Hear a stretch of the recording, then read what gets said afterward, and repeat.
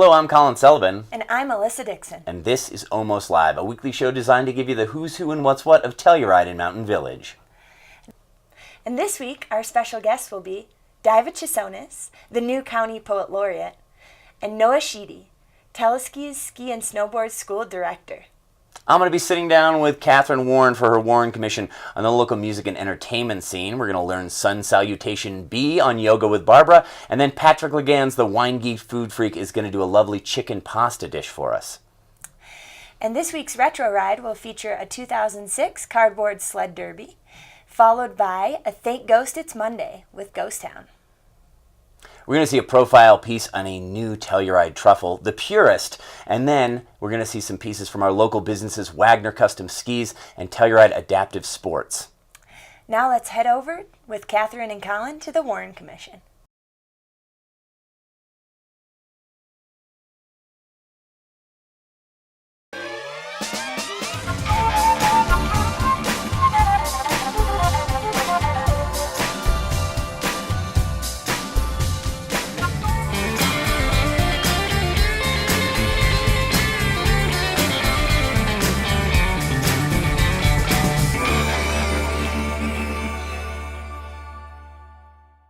And here we are with the lovely Miss Catherine Warren in her Warren Commission. She's got the polka dots, I got the plaid, and we're ready. Yeah, I think we color coordinated this morning, we're Colin. all set. We're all set. Tell me what's going on, Catherine. All sorts of fun to be had this week. Of course, we're in the throes of winter season. February is a short month, but lots of fun to be had. On Friday, Acoustafunk plays their every other Friday slot at the Phoenix Bean. That's at 6 p.m. If you're in Mountain Village, Donovan Daly plays at Altiza at the Peaks at 6 as well. And then down in Telluride at 9 p.m. is one of the bands I've most been looking forward to this season is Oregon. Yeah, what's that about? They're a funk rock, soulful band, you know, all the genres that Telluride. And it's pronounced Oregon, not Oregon. Correct. Okay. Oregon. Okay. They play on Friday at the Opera House at 9 p.m., and then they're followed by Spade Couch, which is the newest variation of Porch Couch. Some newer music or newer band members. And they play the after show in the show bar afterwards. On Saturday is the annual San Miguel Resource Center's Chocolate Lovers Fling. This year it's being rebranded as The Fling, and the theme is Old Hollywood, and it's at the Sheridan Opera House this year. So pull out your classy Hollywood outfits. I don't know what I'll wear. Your like weird cigarette holders. Yeah, but fake, no smoking in that no historic smoking. building. Or I don't know what else is old Hollywood. Like a fake fur throw, or fake fur thing. Anything, everything that you wear to old Hollywood, you can't actually have in 2019. So just have fun figuring out that costume. But the party is so much fun. It is one of the premieres of the year. All the funds raised at the event go to domestic violence and sexual assault awareness and prevention work in our community and beyond. And the folks at SMRC are awesome. You can buy tickets at smrcco.org. And it sells out every year, so get them now. And this Saturday as well, Mike Dillon returns to Telluride. He always comes through with his ska meets funk with some jazz thrown in the middle there. Sound. That thing. All those that things. Colorado loves. Yeah. He plays at 10 p.m. at the Liberty. On Sunday, Luke Adamson plays at the Bean at 6 p.m. Miles Adams. Didn't realize how confusing those two last names are until I said them out loud in a row. Miles plays at 6 p.m. at Altiza at the Peaks. Excuse me. And then Sunday and Monday, both nights, Chris Robinson Brotherhood plays at the Sheridan Opera House for what is becoming a winter tradition of theirs. Not to be missed. No. The Chris Robinson Brotherhood. Yep. Folks might remember him from the Black Crowes, and he's played at the Ride this year. He played at the Opera House last year, and they're so much fun. That Sunday and Monday, those shows are 8 p.m. since it is a school night. Both nights are school nights. And then the Foggy Memory Boys will be playing the after show. Okay. Bluegrass band from Durango, I believe. And then on Monday and Tuesday, Kirk Drogsvold plays a 6 p.m. slot at the Village Table. So head over there for some paella for dinner and listen to Kirk's beautiful guitar playing. Nice. Kirk will be playing the guitar, not the paella. Correct. So if we wanted to read something, for instance, about one of these local bands, one of these many, like Oregon, for instance, where would we go to do that? You could pick up a copy of the Watch newspaper out each Thursday and read my print version of the Warren Commission, or check it out online at TellurideNews.com. There you go. Catherine Warren, we love having you. Love being here. All right, let's go over to the Wine Geek Food Freak, Mr. Patrick Legans. He's going to cook up a lovely chicken pasta dish. Then we're going to see a new Telluride truffle from Telluride Truffle, and then Alyssa's going to sit down with Diva Chisonis, the new Poet Laureate of San Miguel County. All coming up. Hi, I'm Patrick Legans, the Wine Geek Food Freak. Today we're going to do a dish called polo a la quechua. We start off with a beautiful piece of chicken. I got it at Clark's Market, our local market. I take the chicken, I like to pound the chicken out, tenderize it a little bit. Fairly aggressive. You know, I'm not trying to break it or anything, but I'm definitely putting my influence on it, that's for sure. Start with a little butter. I'm going to blend the butter for a second. I'm going to add my onions and my mushrooms. Also, on a dish like this, when you're going to cook onions and mushrooms, then you have more vegetables, you have chicken to cook. The butter's lifespan usually doesn't last as long as the rest of the dish. So you can always add a little extra virgin olive oil in my case. The oil has a higher burn threshold, so it just extends the life of the fat, whatever you cook. All right, now my onions and mushrooms are to the point where I'm gonna add my chicken. And if you just put a little flour on it, that stock will be so thick at the end. It's amazing. I like to start mine face down. I like to create a little space. Okay, so now I've cooked the top side of the chicken breast. Look at that. Oh, it's perfect. You want a little browning, but not much more than that. At this point, I can add my artichoke hearts and my roasted red peppers. So now, the underside of the chicken is also perfectly done. I'll take my ladle. I made some chicken stock earlier, just a classic mirepoix chicken bones. I'm gonna add that to my dish, and I'm just gonna reduce from here. So all I've been doing is flipping the chicken every once in a while. I've added a ladle or two of stock in there, just while I'm getting the chicken to be finished cooking. It's just now done. Take my chicken breast. I can put it just off center. I'm gonna add some penne pasta that I just finished cooking. Toss that for a second. I'll take a little bit more of my rosemary. I'll take my pasta, and I like to put just a little bit of the sauce on the plate. Decorate it with my rosemary, some garlic. Voila. Until next time, remember, all you need is good ingredients, some care, and a minute of your time, and you can eat like me, Patrick Legans, the Wine Geek Food Freak.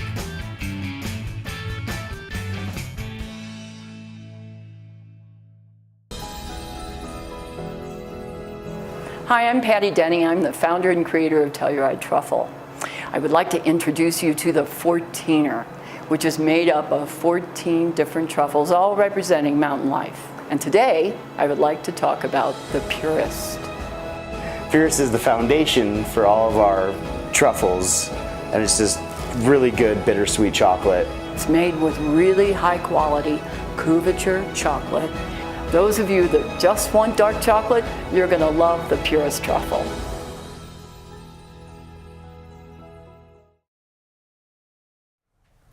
Thanks so much, Telluride Truffle. That looked delicious. So now we are here with the ever-famous Diva Chisonis, independent bookstore owner, tab extraordinaire, tab model extraordinaire. So many hats you've worn in this town over the years, and soon to become the Poet Laureate of the county. So, Diva, thank you so much for being here. You're welcome. It's so good to see you. And we always start with your Telluride origin story. The origin story. Like many people, I came here with a job. I'll backtrack a little bit. In 1988, I graduated University of Maryland with a degree in Russian studies. And I was planning to move on into graduate school. And I decided to take a little break and move to a small whitewater rafting town in southwestern Pennsylvania, just for a break from the books before I dove back in. And I just had the time of my life. That summer, I fell in love with the small mountain town lifestyle. I was on the river 4 or 5 days a week. I was riding a bike. I was climbing. And in the winters, I was skiing. But that town emptied out, you know, all winter because it was really a summer kind of town. So I'd gotten a job working the maze lines at a very small family ski area, and that meant entertaining the crowds, the lines, because on the East Coast, especially in the Mid-Atlantic, you wait in line for 40 minutes to ski for 3, you know, so you got to keep the troops happy. And that somehow I ended up building chairlifts. on the East Coast. Building chairlifts. Building chairlifts Wow. for SeaTech, which at that point was an American company based in Salt Lake City. And I just kept pushing off grad school, thinking this is just fun, just go with the flow. And my parents were mortified, but I just said, just trust me on this. And after a couple of years of building resorts, sometimes from the ground up on the East Coast, I got the call in March that I was going to Telluride, Colorado to build the gondola transportation project. Wow. And it would be a 2-year job. Usually that was a summer job. So that was kind of like security. The gondola. No the gondola. way. And, I got the call, and they said on that phone call, they said, we just have to let you know that this is really an historic thing. This has never been done in the United States. So, not telling us to take it seriously, because it's a very serious and dangerous and hard job to build chairlifts. But that's what got me out here. So I drove my Isuzu Trooper out here. I remember topping out Keystone Hill. My Isuzu Trooper almost didn't make it up the hill. The clock's at 11:56 a.m. It was June 3rd, 1992. And we came in and we settled in, and one of the first things we did was actually put in an extra tower on Chair 9. There was a really big penalty zone going up the hill. Cool. And, to have been here from sea level for 3 days and get taken up to Chair 9 in the summer to go put in a lift was really a humbling experience physically. Yeah, well, that's what I was going to say is what an incredible transition. I mean, it sounds like you moved to town, you're doing very physical work, physical labor, and now you're sort of the maven of the cerebral, if you will, between the covers That's an interesting way to put it. Yeah. And so tell us a little bit about, I know sort of from our friendship that you became very involved in a lot of different social causes, instrumental in creating TAB or keeping TAB going and things like that. So tell me a little, but you're also still very physical. You've always been a great climber and skier and all the things. So tell us a little bit about your more sort of social, cerebral endeavors. Well, when I moved here, it was supposed to be a 2-year job. As those of you who were here know, it was a lot longer project than that. And about 1.5 years in, I had realized I'm staying. I had already engaged myself. I had met the Telluride Rep Theater Company people. I was starting to get into theater. I was really digging it. I had always traveled with a Macintosh computer, so I was doing kind of design on the side. There was so much work here, graphic design-wise, back in the days before desktop publishing. For the festivals and ads and the magazines. And so I kind of just transitioned out of building the gondola and starting a graphic design company. I worked at Telluride Magazine as art director for a long time with a great crew of people. And then I worked at Mountain Film forever. I got involved with Telluride AIDS Benefit by kind of producing and directing the first 5 shows starting in '95, which was a summer show at the Opera House, 16-foot runway. So it was a summer show, and then we knew we had something, and we had to kind of, build on that, and so we turned it into a winter venue. TAB has been huge over the years. Yeah. So let's, in the interest of cutting straight to the exciting part, let's talk a little bit about your Poet Laureateship. So for viewers out there in Telluride TV land who don't know, San Miguel County has a Poet Laureate program started by Art Good Times, and I was the 4th Poet Laureate. It was quite an honor, so much fun, and I get to pass the torch to Diva, which I'm so excited about, to be our famous 5th Poet Laureate. So, I know you had some plans that you wanted to do as Poet Laureate, and if you want to just tell us about those really briefly and then read us a poem, that would be super fun. It's a 2-year thing, and I have some big shoes to fill, and if you were wearing your high tops, I could say there were some high tops to fill. But I'm kind of taking it as there's 2 prongs. There's professional and personal. And professionally, owning a bookstore and being very engaged in the bookselling world nationally and internationally through conferences and trade shows, I realized, I was just at one in Albuquerque last week, I started talking to booksellers and bookstore owners saying, do you have a County Poet Laureate program? And they looked at me like, a what? And so I'm putting that seed there. So I'll be presenting at our regional conference in October about bookstores being the place, start a Poet Laureate program in your county, and that's kind of becomes part of the legacy for that bookstore, to champion literary arts and poetry in particular in their counties. So that's exciting. Yeah.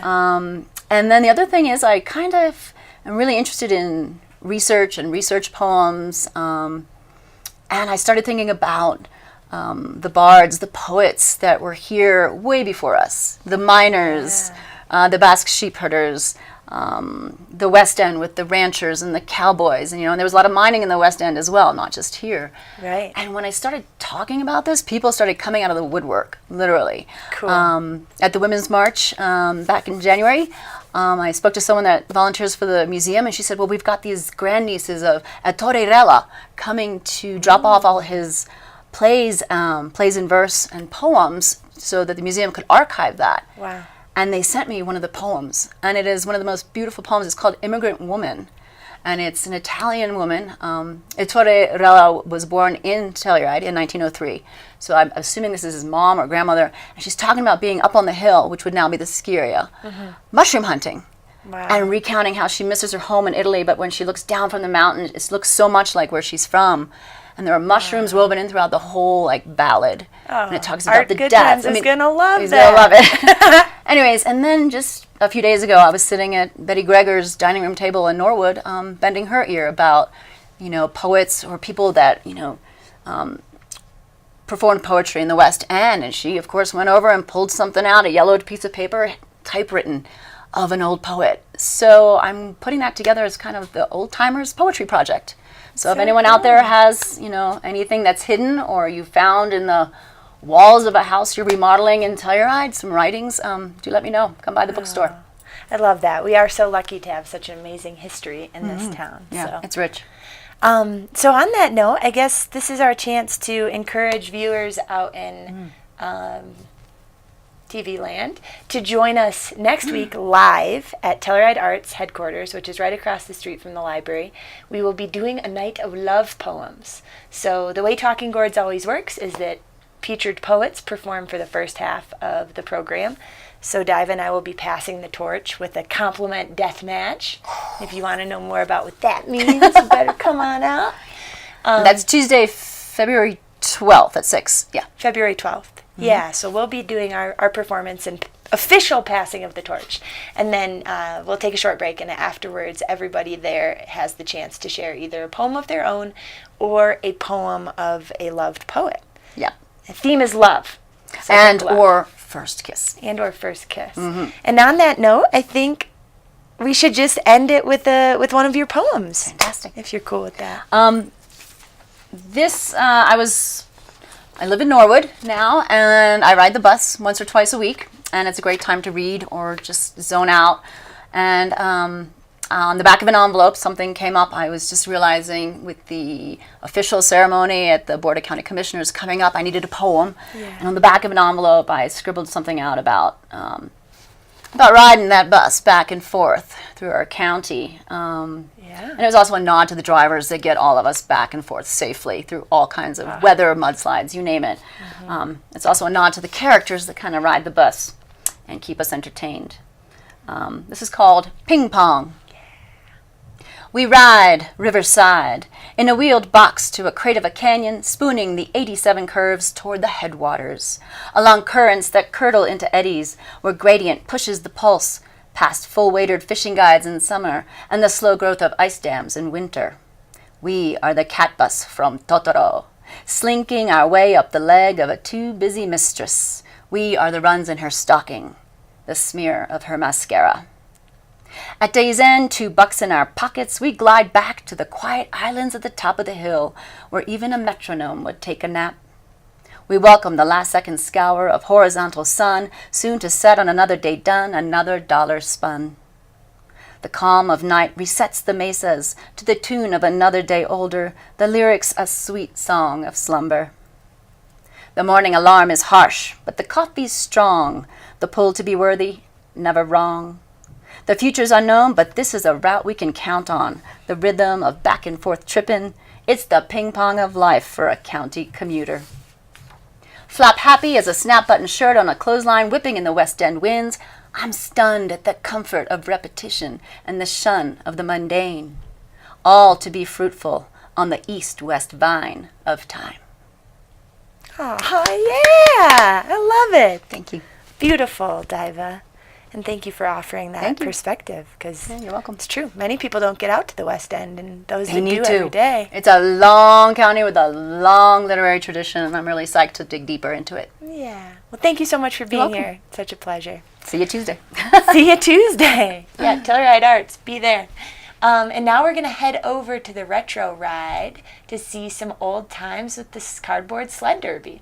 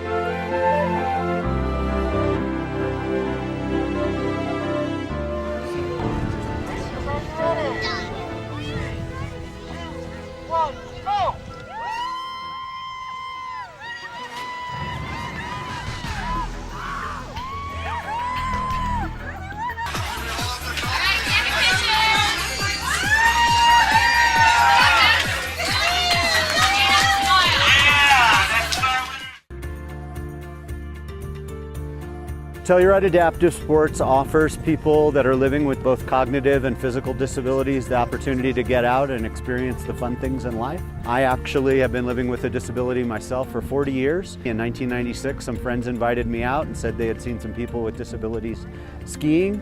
I didn't think that I had the opportunity, but I came out here just on a wing and a prayer and was taught to ski. Absolutely changed my life. We have a really special, unique opportunity to make someone's day, make someone's week, make someone's month, potentially literally save someone's life by being here at Telluride Adaptive, and that's through adventure recreation. We have the tools, we have the instructors, and we have the drive to make all sport equally accessible. I guess the ultimate goal for me is to get the athletes independent so that they can ski with their family and friends, and I think that's a big part of TASP. Skiing kind of makes me feel like a butterfly. I learned straight and pizza. They got me to ski really fast. I've made so many friends in Telluride Adaptive. And what are your goals for this season? Love. Love? That's a great goal to have. Yeah. I mean, our program is, I think, the quintessential definition of community. And me personally, being able to have those experiences and share that with our clients who might not have ever seen a hand cycle before or been to a rock climbing site, that's really something special. We say every day and we see every day that if you have a heart and you have time, you're the perfect individual to be volunteering at Telluride Adaptive. Just get in touch with us, and that's winter, summer, spring, or fall.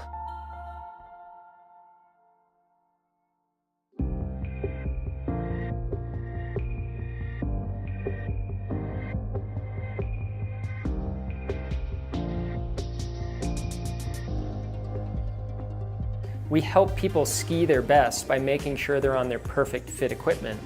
So every single ski is optimized for the individual, and the benefit is performance. If you're on a ski that fits you properly, it improves your balance, comfort, control. You ski with better power and efficiency. It really just makes skiing easier and more fun. So in early 2017, we opened up a new factory just steps away from the chairlifts in the mountain village. You can walk by and actually see us building the skis from the outside. So the first step of our process is to go through our fitting system. It starts at wagnerskis.com. Then you have an interview with the ski designer.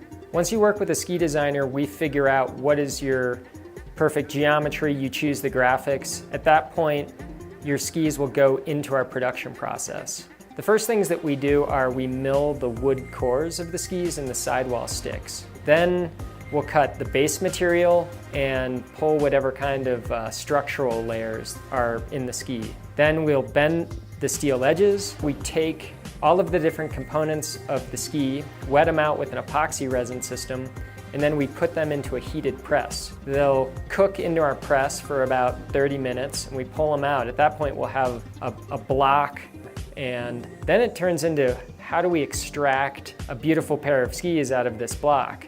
So we cut the skis out with a bandsaw by hand. We'll grind the base, bevel the base and sidewall edges, then we wax the skis, check the tune, make sure everything's set up properly, put bindings on them, and then we ship them out, or people can come in and pick them up in person. We think it's a smarter way to buy skis because you work with an expert ski designer, we'll figure out what your perfect equipment is, we build that product, and then fully guarantee it. At Wagner Custom Skis, we strive to make your mountain dreams through perfect fitting equipment. And that was a really cool piece there on Wagner Custom Skis, which is located right up here in Mountain Village. Also located right up here in Mountain Village is Mr. Noah Sheedy, the director of the ski and the snowboard school here at Telski. Thanks a lot for being here, Noah. Yeah, of course. Thanks for having me. So on these, what we like to do on these little interviews here, we want to know, how did you get to Telluride? Because you came by way of Europe and everything like that, too. Sure, yeah. So,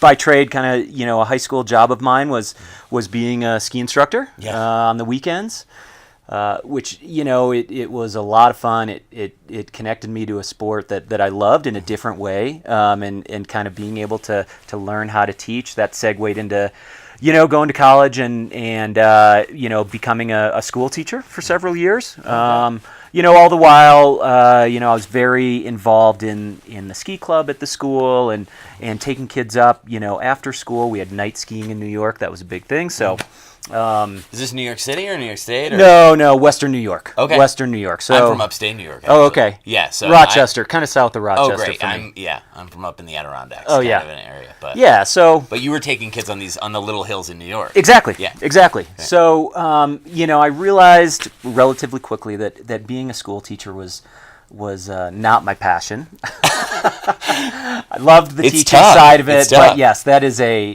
God bless everyone that are teachers out there and make it a lifelong career. Mm-hmm. Not for me, but still loved teaching. So, by chance had an opportunity to move to Europe after I left teaching, and was a ski instructor over there for several years. Mm-hmm. And, as kind of Telluride stories go, while I was skiing in Europe, I met someone who when I was ready to move back to the States, he was down here actually as the assistant ski school director at the time, and so invited me down. I came to Telluride sight unseen, but You had never seen Telluride. I had never been here, but did knew you hear the about legends? it. Oh yeah. Knew obviously reading ski magazines as a kid, and you just right? And so when this opportunity came up, I jumped on it. Yeah. Honestly, did not know necessarily how great of a town, how much I'd have that connection. Don't tell anybody. We don't like to tell people on this show. The secret's out. Yeah. So came here sight unseen in 2007, and certainly never looked back on the personal side. Met my wife here. We've got a family now, but honestly, beyond the community that is so fantastic here, the other thing that connected me from an industry perspective is Telluride's known, and I think all the locals out there know, how great the skiing up high is, and the kind of terrain that challenges us, which is just fantastic here. On the other side of the spectrum, as a teacher and kind of introducing people to the sport of skiing and snowboarding, man, the teaching terrain that we have access to, and the facilities that our guests who are fortunate enough to learn how to ski or snowboard in Telluride have is just phenomenal here. I have never seen a better setup of terrain progression for folks that are getting into the sport. The combination of obviously low angle, wide slopes, perfect groomers, not a ton of congestion out there. And then you combine that, if you think about riding up Chair 10, hanging out in Ute Park, you're at 11,000 feet. The views are phenomenal. For a beginner skier or snowboarder, they feel like they are on top of the world while being kind of enveloped in this magical forest that is, pretty unassuming and welcoming and not overly intimidating. Yeah, it's just phenomenal. So yeah, and we don't have the other thing too that's really great is for those of you who don't know about Telluride out there, it's not particularly crowded most of the year. I wouldn't say in terms of other ski areas. So if you're learning, there's a lot of openness to it. Yes. Yeah, and for experienced skiers, it's us managing a few folks on the slope, no big deal. For a beginner, it is there is so much going on that. Having a slope virtually to themselves is, it makes this experience that is unforgettable, and it truly hooks people in. So tell me, what's the, in your estimation, after having all these years in this, what's the toughest thing to teach, or toughest age to teach, or whatever? Where is it that you always get stuck? No, all of our beginner guests are perfect. They are just a dream to work with. We love them. Tough call. Right? Well, adults. I'm going to start with adults because adults are going to be harder, right? 100%. Yes. If I had my druthers, teaching a 7-year-old to ski versus teaching a 45-year-old to ski, I'd take that 7-year-old in a heartbeat, right? Yeah. They don't have the kind of innate fear and experience of, oh, this is kind of scary. This is new. I should be fearful of this, and I should kind of push back. They are just, the kids just jump right in. Now, the flip side of that certainly is we do, every once in a while, we start offering lessons at 2.5 years old. And you having a 2.5-year-old yourself. He's going. He's talking about skiing. Yes. A lot. For us, when we live here, it's the energy that gets created is fantastic. Now, you kind of flip that to someone who's the family's not from a mountain environment, maybe in a warmer climate, hasn't seen a lot of snow. So many new variables for those young kids that are, can be tough to manage, certainly. So creating that environment where it's really, we introduce baby steps, right? We put the equipment on inside. We have them walk around inside. We try to manage that. Is it tough? Is it tough to to teach somebody some of the more advanced terrain? Sort of I know that for instance over on 6, there's that really nice wide field of kind of moderate bumps, but you don't get that in a lot of places in the West. No, and we're known for bumps, right? And we offer mogul camps. We do a lot of work with kind of our upper intermediate groups on how to ski moguls. What's the tactics? What are the skills you need to really develop? And I think that's one of the things that, again, kind of speaking to Telluride is such a great teaching mountain from those never evers through beginners, intermediates. You know, you think about that chair 5 pod and all those beautiful short pitches of, you know, relatively moderate bumps. You know, great place to kind of hone those skills before you take the plunge literally on chair 9, right? Or figuratively all over the mountain, you know, on some steeper bumps. So, yeah, I mean, top to bottom, Telluride just is phenomenal in so many ways. So I have a final question for you, Sure. which is you are now a dad, a relatively new dad. You have a 4-year-old and a 2-year-old. Correct, yep. So they are now learning to ski. The They 4-year-old's probably been there for a couple of years. How has that changed how you think about teaching? You know, it's funny. So just last year we invested in, we created kind of we built a new 320-foot covered magic carpet over on the North Meadows zone, which historically that's been a zone, although prime teaching terrain, not necessarily that engaging for our guests. Now we make a lot of snow over there. We've got that lift to capture folks. And I'll be honest that there was some selfishness in me pushing for that. You know, thinking about my son Beckett at 2 at the time, moving on to 3, and like, man, this would be such a great teaching zone for him. So, you know, it's really shifted my focus to, how do we introduce this sport to folks as smoothly as we can to create these just phenomenal experiences, and I think we're there, especially with this new investment in our beginner teaching terrain. Cool. Yeah. Noah, thanks a lot for being here. Yeah, of course. Thanks for having you guys, me. Noah Sheedy, if you see him out on the slopes and he's teaching, don't bother him. But catch him in between, maybe catch a hot chocolate with him. Sign up for some lessons. Yeah. It's the best terrain in the West. Yeah. Speaking of terrain and community and all that, Telluride TV is a public access channel that depends on public support, and we want to give a shout out to a few of our most generous supporters, the towns of Telluride and Mountain Village, the Telluride Ski and Golf Company, and Case. And now, let's head over for another segment of Thank Ghost It's Monday.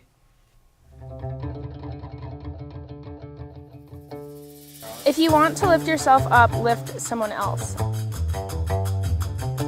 Always remember you're unique, just like everyone else. I really like this quote because I'm reminded that a lot of other people are going through the same things that we take personally, and we're not alone. I love you not because of who you are, but because of who I am when I'm with you. We're on a Colorado trip right now with a bunch of our friends from Texas A&M University, and it just kind of reminds me that all these people, of course, I love individually, but they bring out the best in us when we're with them as well. So it just really creates for a positive environment. I love you not because of who you are, but because of who I am when I'm with you. We are who we are because of other people, and from every relationship I have, I experience a different part of myself, and I think that's a really neat thing, and I think the world is a better place with friendship and love.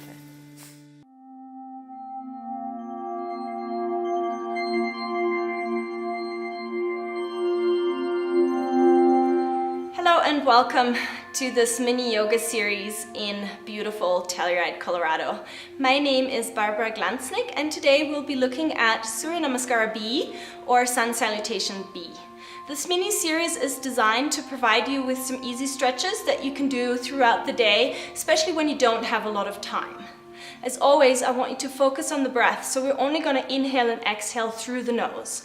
Also, I want you to honor and listen to your body. Just really see where you are today. All right, let's get cracking. So come to the front of the mat and to Samastitihi. Big toes touch, heels are slightly apart. Stand tall with strong legs, lifting through the crown of the head while grounding through your soles of the feet. Do a tiny little shoulder roll, take a breath or two. And then on your next inhale, bend your knees and reach your arms up simultaneously. Exhale, fold forward, place your hands on either side of your feet, tuck your head. Inhale, come to lengthen, look up. Exhale, do one big jump into high plank, bend the elbows, hover. Inhale, roll over your toes into upward facing dog. Exhale, downward facing dog. At the end of the exhale, you're going to turn the left heel towards the midline, step the right foot forward. Inhale, reach your arms up, palms touch. Exhale, back to Chaturanga. Inhale, upward facing dog, strong legs. Exhale, downward facing dog. Turn the right heel, step the left foot forward. Inhale, up into warrior. Exhale, back to chaturanga. Bend the elbows. Inhale, roll over your toes, up dog. Exhale, raise your seat, down dog. We're gonna stay here for 5 breaths. 1, 2, 3, 4, and 5. At the end of the exhale, bend the knees, look forward with an inhale.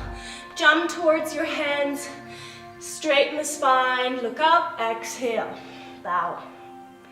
Then bend your knees, sit down deeply, reach your arms up, inhale, exhale, back to 0 position, Samastitihi. You can repeat Surya Namaskara B 5 times, and it's best practice after Surya Namaskara A.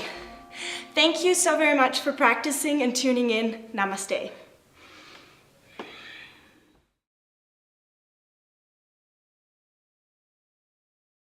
Lost in a strange land, caught up in this game plan, trying to find my way back to the train station. Looking outside, but it's not a placement, it's a state of mind.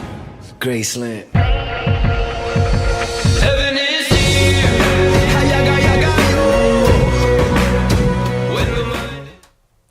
Thanks, Babsy, for another great yoga pose. Well, Almost Live Is almost over. But if you missed us, never fear. Almost Live airs morning, noon, and night on channel 1304 in Telluride and channel 12 in Mountain Village. And you can always catch us on YouTube and on Facebook at Telluride TV. See you next week. See you next week.